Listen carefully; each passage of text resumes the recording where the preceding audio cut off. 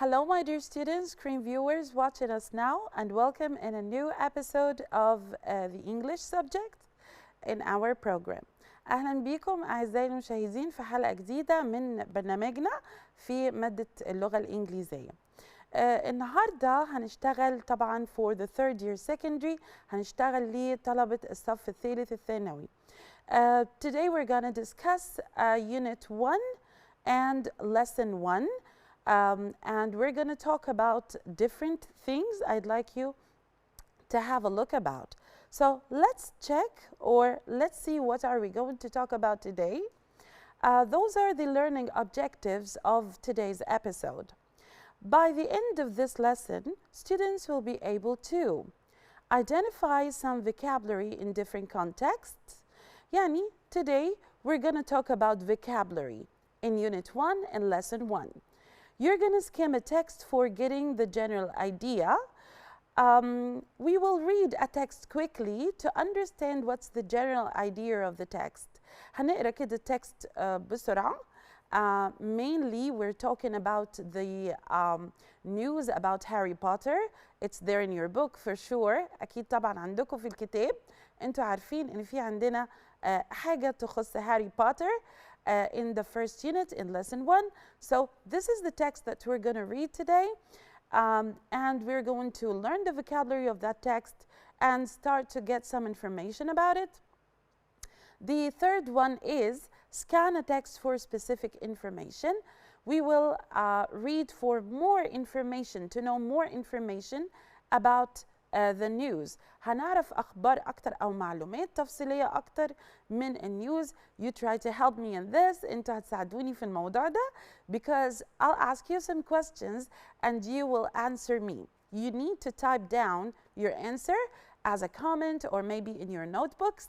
تقدروا تكتبوا الانسر بتاعت الأسئلة بتاعت النهاردة maybe in a comment في التعليق. أو لو أنتوا عندكم notebook related للإنجليش then please write it down. Compare different newspaper styles. This is a very important part. دي جزئية مهمة. You're gonna compare newspaper styles. We have two different styles today. عندنا طريقتين أو نوعين مختلفين من newspaper أو من الصحف. We will have some comparison between them, and let's start and go directly to our lesson. This is the first reading part and the first news. New Harry Potter book shown online. This is the headline. شايفين كده العنوان بتاع الخبر؟ New Harry Potter book shown online. نزل على الكتاب الجديد بتاع هاري بوتر نزل online. طيب let's see what's the problem. تعالوا كده نشوف في ايه المشكلة وايه اللي حصل. Photographs of all 784 pages of Harry Potter and the Deathly Hallows have appeared on the internet 4 days before J.K. Rowling's final book is due to be published. Wow, there is a serious problem here. طبعا J.K. Rowling is the writer or the publisher of Harry Potter book and Harry Potter series. هي اللي بتكتب الكتب الخاصة بهاري بوتر. حصل ايه طيب؟ There was a new one. كان في واحد جديد هتنزله أو she's gonna publish a new one. But unfortunately, 4 days before she published this book, 4 أيام قبل ما تنشره, all the photographs of the book were there online. They discovered that all of the photographs نزلوا online قبل ما هي تعمل publishing. Okay, we have a word here called before the final book is due to be published. طبعا the word published is always combined, or a lot of times it's combined with the word book. We publish a book. First we write it and then we publish it. Publish a book means we give it to the people. We start to spread it in different media forms, and the time of publishing has a certain date. That's why we say it is due to be published, because the time or the date of publishing has came, okay, or has come. So we're gonna say is due to be published. Okay? Now, what do we mean by the word due? طب معنى كلمة due إيه بقى؟ Having reached the date at which payment is required. This is one of the meanings. احنا في عندنا طبعا one word can give different meanings in English. كلمة واحدة في الإنجليش ممكن تدينا كذا meaning. Okay? One of the meanings is the day of payment أو ميعاد الدفع جه وصل خلاص. Then I'll say the rent is due. يبقى الإيجار دلوقتي ميعاده إن هو يدفع. Okay? This is one of the meanings of the word due. The other meaning, which is so related to what's in the passage or in the reading, المعنى الثاني اللي مرتبط بالreading, required or expected in the prescribed normal or logical course of events. It's scheduled at a certain time. يعني ميعاده وصل أو متحدد ليه ميعاد معين، وبالتالي the due time, this is the due time، يعني ده الميعاد المفروض الخاص بالحاجة دي إنها تحصل. Like for example the train schedule، الجدول بتاع القطر. The train is due at noon. The train is due at noon. What does this sentence mean? It means the train supposed to arrive at noon. يعني ميعاده المفروض إن هو يوصل at noon في الظهر. When is the baby due? When is the baby due? Let's say that there is a woman that is pregnant. في ست مثلا حامل أو حاجة، فالناس بقى تسألها when is the baby due؟ إمتى بقى البيبي هيوصل؟ Okay? So due, it's the time of delivering the baby. Due دي معناها ده الوقت بتاع إن البيبي يتولد. So when I say is due, it means that the time came. Okay? Now, let's continue reading and check other points. It's not known who took photographs of the book, whose contents have been kept a secret before the book is published at 12:01 a.m. on Saturday. So they are so accurate. دقيقين جدا. محددين الميعاد طبعا. The time when the book was published to the public قبل ما الرايتر نفسها تعمل له publishing. فالوقت كان 12:01. Okay? It's not known who took the photographs. They don't know who took the photographs. As you see, we have the word take a photograph, so those two words come together. Okay? The verb take with a photograph. And whose contents have been kept a secret. The publisher or the writer kept the content a secret. What do we mean by the word content? The word content means everything included in the book. What does the book cover? This is what we call a content. And of course, she kept it a secret because she wants it to be a surprise. كانت عايزاه يبقى مفاجأة للناس، فخبت البوك أو المحتوى بتاع البوك. So the word content again, the topic or matter treated in a written work. The topic or matter treated in a written work. The film was rated R for its violent content. Okay, there was a lot of violence in the film, a lot of aggression or people beating each other. So the content was violent. المحتوى كان عنيف.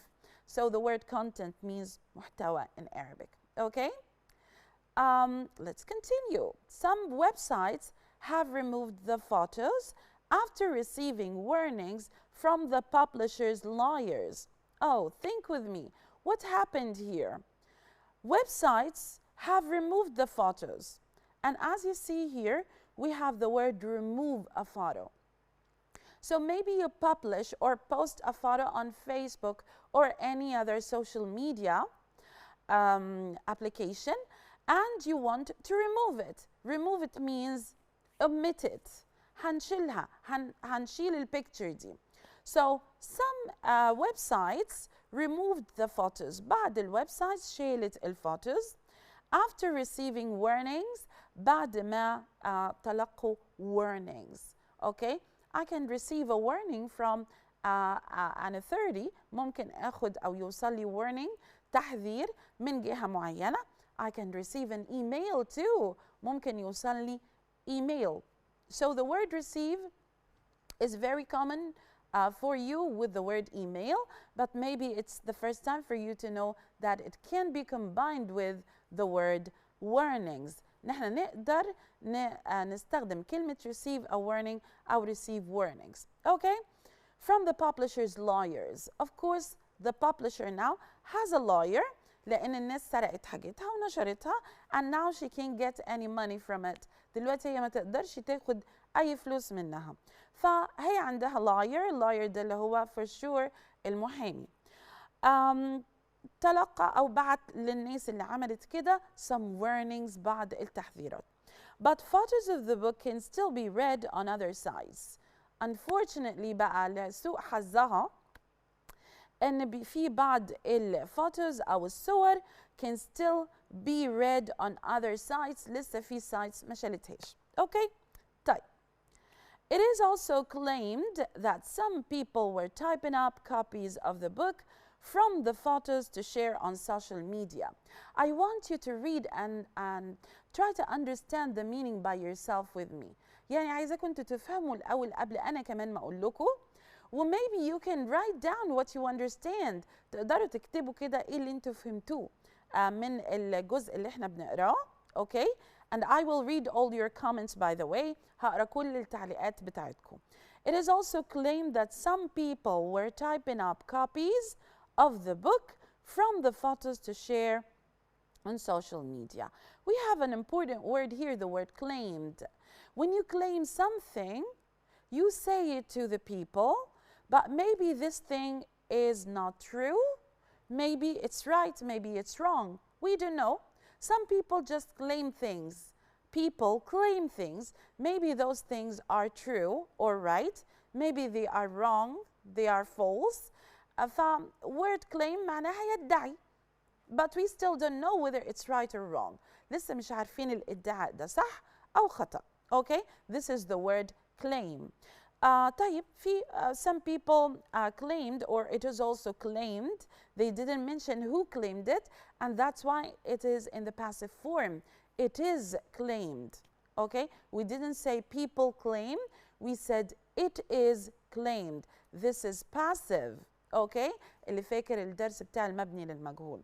Some people were typing up copies of the book from the photos. ده في ناس يا حرام ابتدت تكتب هي كتب من الكوبيز أو من الصور اللي نزلت علشان هي تكتب الكتاب و maybe they can share it or sell it and get the benefit for themselves. ممكن هم كمان يبيعوا الكتب دي وياخدوا الفلوس لنفسهم. Of course, they are going to share it on social media. Of course, you know, what do we mean by the word social media? You're so much aware with it, you use it a lot. We have different social media websites or applications. عندنا مواقع التواصل الاجتماعي. This is what we call social media. Okay? So now we know this part. The word claim again. To say that something is true when some people may say it is not true. You say it's true, so you claim something. Other people say it is not true. Maybe it's not true. الناس التانية تقول لك لا ممكن الادعاء اللي بتقوله يكون غلط. Okay? The man claimed that he was a long lost relative. The man claimed that he was a long lost relative. يعني الشخص ده ادعى. Maybe he's right, maybe he's wrong. We don't know. As long as we use the word claim, then I'm not sure about the credibility of the fact or what the person said. طالما قال claim يبقى أنا معرفش هو صح ولا غلط. I still don't know. طبعا long lost relative يعني هو من الأقرباء اللي كانوا ضايعين من زمان وفجأة لقى أهله كده. Okay? طيب. This all occurred despite the careful security which has been put in place before the book is published. ده حصل, occurred means happened. Despite, it means although, okay, or in spite of. We know the word although, of course. So the word despite has the same meaning, but maybe it's different in the structure or different in what follows. يعني هي نفس معنى كلمة although but يعني ساعات بنستخدمها بشكل تركيب جملة مختلف. But it gives the same meaning. So this all occurred despite the careful security. برغم من security الشديدة أو التأمين. Security means I try to keep everything safe. Okay? This is what we mean by the word security. Despite the careful security which has been put in the place before the book is published. يعني كانوا مأمنين على الكتاب قوي وبالرغم من كده it was طبعا published to the public before the time is due or the time of publishing is due. Okay? This included asking booksellers not tell the media when or if they had copies of the book. طبعا a security issue أو موضوع التأمين كان برضو included asking booksellers إنهم طلبوا من الbooksellers.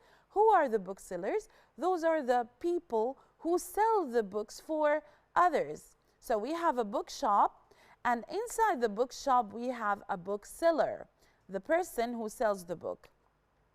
They asked them not to tell the media, not to tell the media. Give me some examples of media. Can you tell me some examples of media, guys? So think with me. What are different types of media? Okay, what are media forms?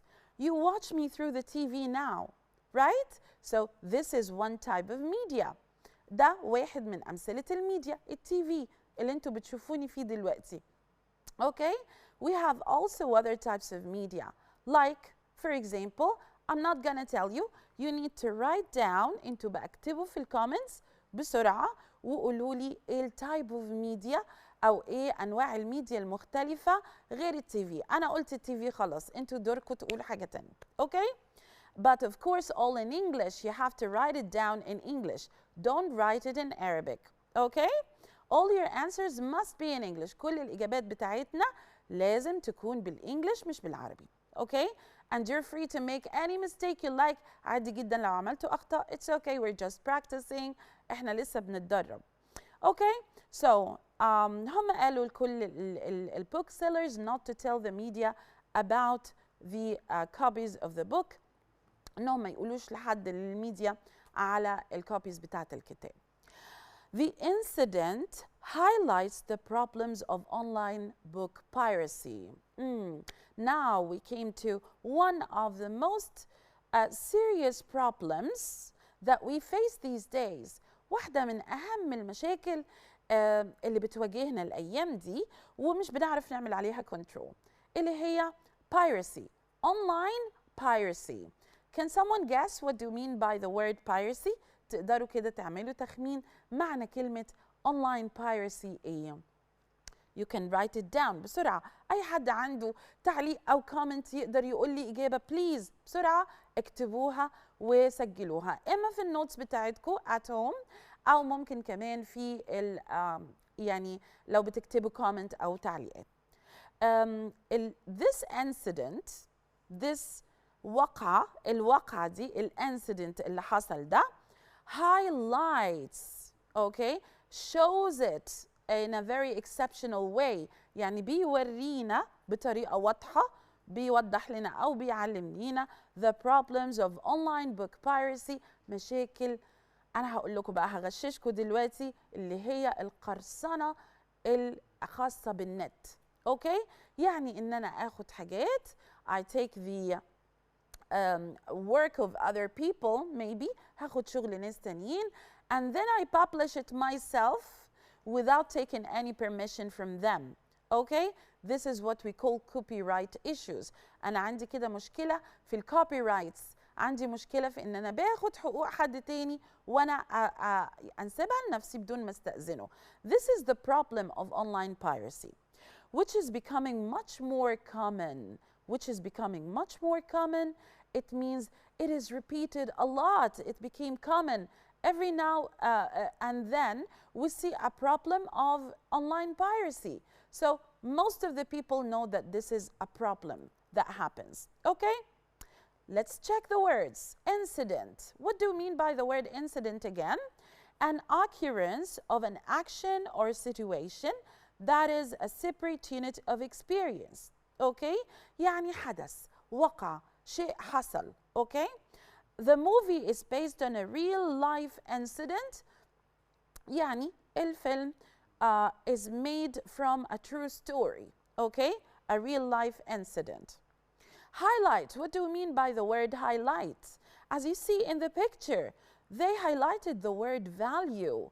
Okay, they put a different color because maybe they see that this is an important word, so they highlight the word. Okay, to center attention, to give attention to a word or something. Emphasize or stress the speech will highlight the need for education report. Like, for example, this sentence, the speech will highlight, will focus attention or center attention to the needs for education reform, لاحتياجنا لتعديل أو تطوير التعليم. Okay, now we finished the first part. خلصنا كده the first example of the reading, which was of course published in a certain type of newspaper. هي كانت منشورة الباسج اللي فاتت في نوع معين من newspaper. Okay, we have two different types. two different types هنتكلم عنهم in detail later on in today's episode. But I want you to give much care to the reading now, and later on we will check what was the first type and what was the second type. Let's compare. تعالوا نقارن. Okay? The second one, or the second news, it was about the same problem. كان عن نفس الموضوع. بيقول إيه؟ Internet cheat ruins Potter surprise. Internet cheat ruins Potter surprise. Cheat يعني سرقة أو السارق نفسه. Okay? Ruins بيدمر. Potter surprise المفاجأة اللي كانت خاصة بهاري بوتر. Just 4 days before J.K. Rowling's final book about Harry Potter is published, an internet cheat has shared every page of the book online. Of course, we know the word cheat, يعني احنا عارفين كلمة cheat إن هي الغش. But today we're going to take it in a different way. النهاردة هناخدها طبعا cheating أو cheat اللي هو الverb هناخدها بnoun بس بشكل مختلف. We're describing a person. بنوصف بني آدم بنقول عليه he is a cheat. يعني هو سارق أو غشاش، هو خد حاجة ناس لنفسه. Okay? أو اتصرف بيها بنفسه. Again, just 4 days before J.K. Rowling's final book about Harry Potter is published, an internet cheat has shared every page of the book online. في واحد خد البوك أو سرق البوك بتاع هاري بوتر and shared every page of the book online ونشر كل الصفحات online. Okay? Cheat, what do we mean by the word cheat? The act or an instance of fraudulently يعني إن حد يكون deceiving، إن حد يغش. Okay? Deception يخدع الناس. Fraud اللي هي إني مثلا أزور، أسرق، أخدع، كل دي all are related to the word cheat or come under the umbrella of the word cheat. His financial activity turned out to be a great cheat.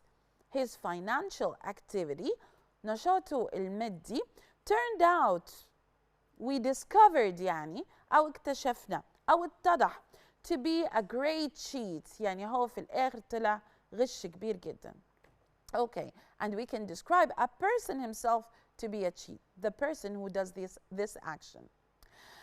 Okay, this has ruined the surprise for millions of readers who have been waiting with bated breath to find out what happens to the famous characters.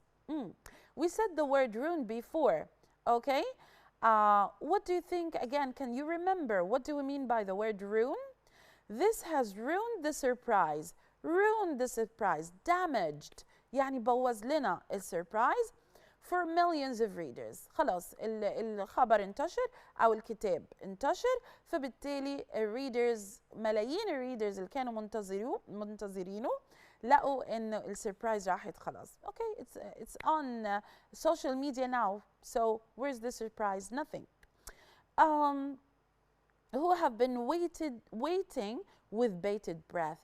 This expression this expression describes the people, the feeling of the person who was waiting for the series or the last one of the series of Harry Potter.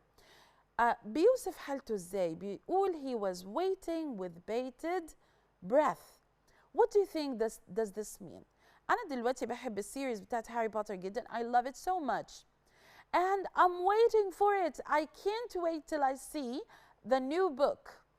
So I describe myself by saying I'm waiting with bated breath. Okay?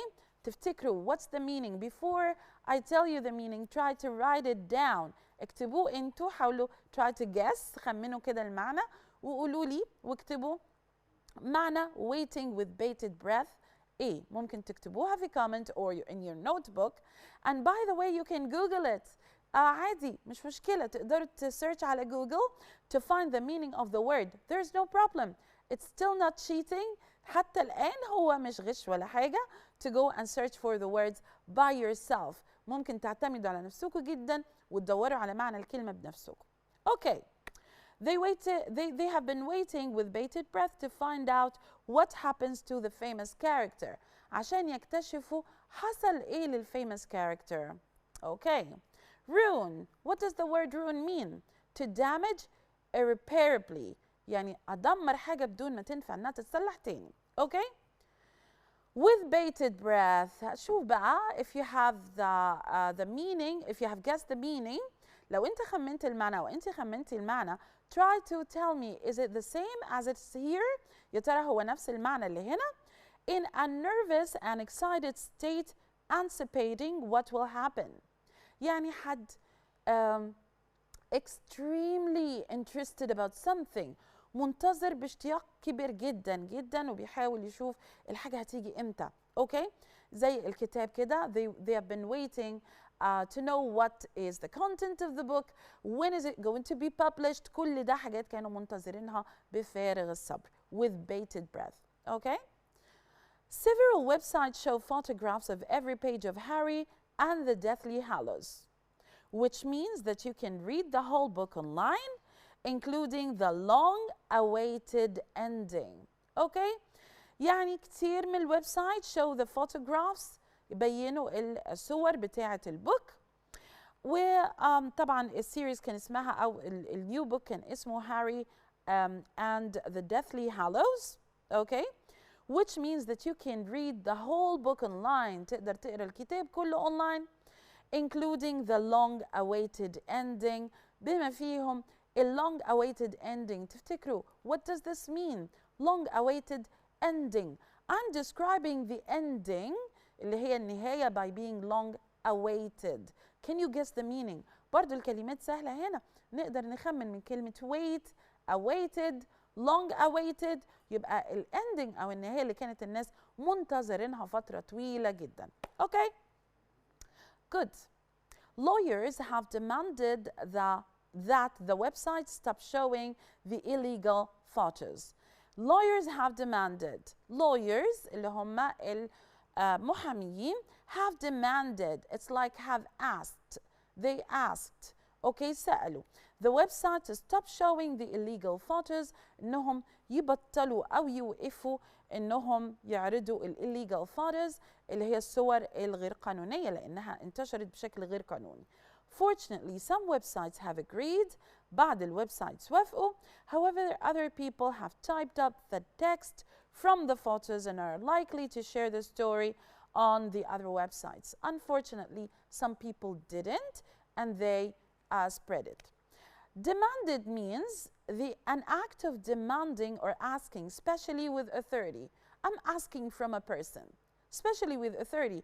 Yani lawyer, for example, has authority, has power. So he demanded people to do something. Okay. Illegal, not according to or authorized by law. We can say it unlawful or illicit. This means the word illegal. Okay. It's not sanctioned by official rules. يعني it's something against the law. You're breaking the law or violating the law, so you're doing something illegal, غير قانوني. Fans of Harry Potter were shocked by the news. It's terrible, says Kate Strong from Cambridge, who plans to buy the new book for her children. Okay, واحدة قالت it's terrible.